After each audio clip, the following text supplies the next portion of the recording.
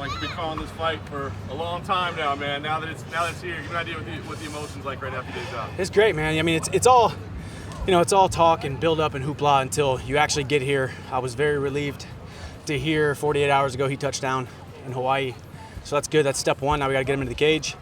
It's all the time for talk is done.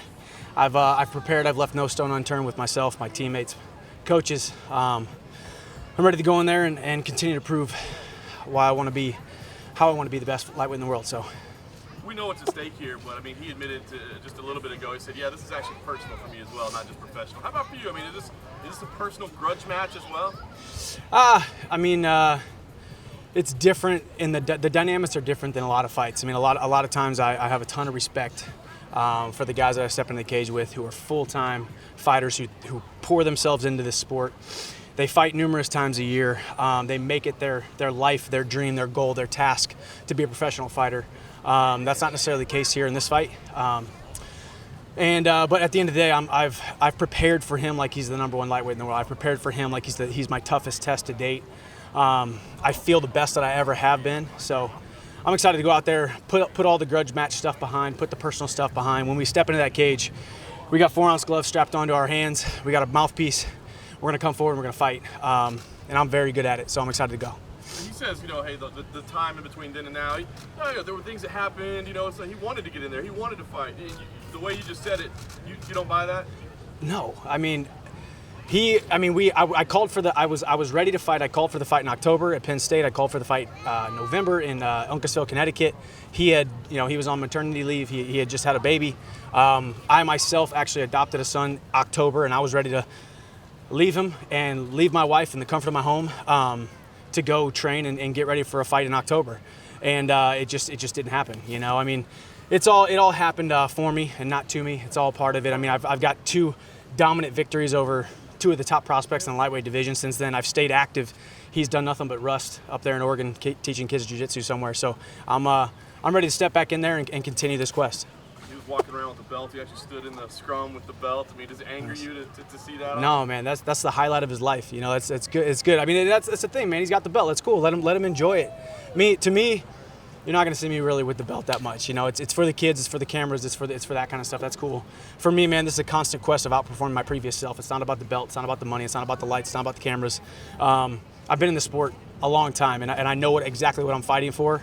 It'll be nice to win that belt, but it's just 12 pounds of gold and leather, and we're going to go right up on my mantle and collect dust just like the other 4 or 5 I have. Fight weeks in the past, open workouts in the past, how does this venue compare? This is amazing. I mean, I've had maybe one other open workout. It was in Southern California, which is gorgeous, but this is on a whole different level of gorgeous. This is, I've fought at Madison Square Garden. I've fought some of the top lightweights in the world. I've fought in big fights, but to be able to fight in front of the servicemen and women in uniform at the Blaisdell Arena here in beautiful Hawaii is nothing short of amazing. This is really, really cool. We literally, you guys can see the view behind me. This is just awesome. You guys get to enjoy it every day, so don't take it for granted, because it's about 3 inches of snow out in Nashville, where I'm from right now. Yeah, it's a little bit wet out there, Michael, but I mean, we see you working out online. You look tremendous. Is there any hesitation or anything after what happened last time you fought him? You seemed to feel good. Yeah, no. Luckily, the injury looked a lot worse than it actually was, man. And that's why. Do I think it was unfortunate that the ref stopped the fight? Absolutely. Do I think that I was still going to beat him on one leg? I 100%. I'm not sounding cocky, not sounding arrogant. On one leg, I beat him 10 times out of 10 at Madison Square Garden, June 24th, 2017. And I'm 100% positive of that. But it looked really bad. It looked like my leg was about to break in half, So the ref had to do what he had to do, and it's in the past. And luckily for me, 2 weeks later, I ran 5 miles. I was back in the gym, hitting my rehab, getting my legs. If anything, it exposed to me a couple chinks in the armor. We all have chinks in the armor. Nobody's perfect. Nobody's body is perfect. I work tirelessly every single day to put my body in a position from head to toe to make myself infallible, to make myself a bulletproof vessel. But I have chinks in my armor just like everyone else, and I've worked on those. I've exposed those. And December 14th, this Friday, two days from now, I get to go out there and prove that. Do you look forward to taking his first leg kick?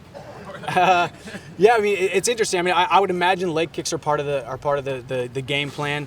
But you also have to remember, I mean, after maybe the first one, after I had rolled the ankle and the foot went limp, I mean, after that it was all target practice. After that, he wasn't kicking the leg of a well-enabled fighter. He was kicking the leg of a guy on one leg hobbling around. And I've said it before. I've never seen so much fear in someone's eyes, so much anxiety, so much what the hell is going on, you know, in anybody's eyes in my entire life, as I did in that fight against him, you know. So it's going to be exciting to be able to go out there and finish what I started on 2 legs.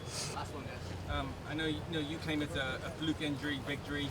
Is part of a little bit your, I don't know, disrespect for your opponent is that he won't say it's a fluke injury. He says it's a legit victory.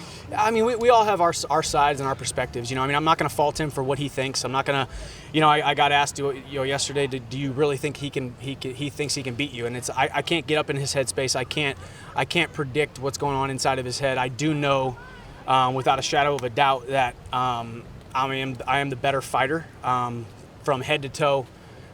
Skill-wise, tenacity-wise, technique-wise. So I'm ready to just go out there and yeah, it'll be nice to check those kicks. It'll be nice to just eat those kicks. Let him throw the kicks. Let him throw the kicks to no avail. Realize he's kicking the leg of a determined individual who's going to come down his throat and take what's his.